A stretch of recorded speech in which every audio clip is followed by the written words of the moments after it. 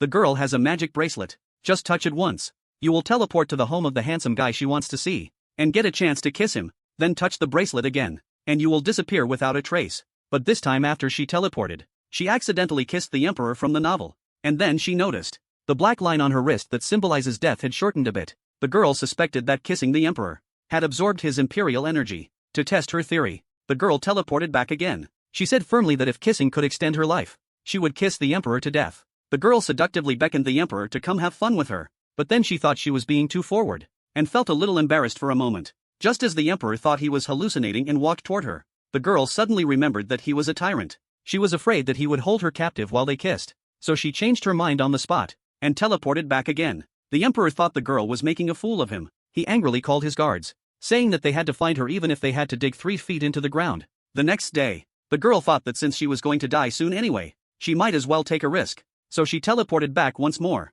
This time she had to verify her conclusion for sure. She absolutely could not back down again. At that moment, the emperor who was discussing state affairs suddenly smelled a fragrance. He immediately realized that the girl had appeared. Sure enough, after lifting the curtain he saw her. The girl shouted that she was sorry, and immediately kissed the emperor on the lips. After she was done she retreated right away. One of the ministers said in disbelief, "The emperor was just kissed by a female ghost." Another minister chimed in, "The emperor is blessed with great luck with women. Even a fairy has become attached to him." When she got back, the girl found that the black death line on her wrist had shortened a little bit more. She knew she had a chance to survive, to make the kiss last longer. After teleporting again she disguised herself as a palace maid, and put a little laxative in the emperor's tea. After the emperor drank it he had a terrible stomachache, and had to stay in his bedroom to rest. At that time, the girl brought another bowl of calming tonic and tricked the emperor into drinking it. Unexpectedly the emperor recognized her right away, and told her to take off her veil. The girl reacted quickly and was about to run away, but the emperor picked up a dagger and scratched her.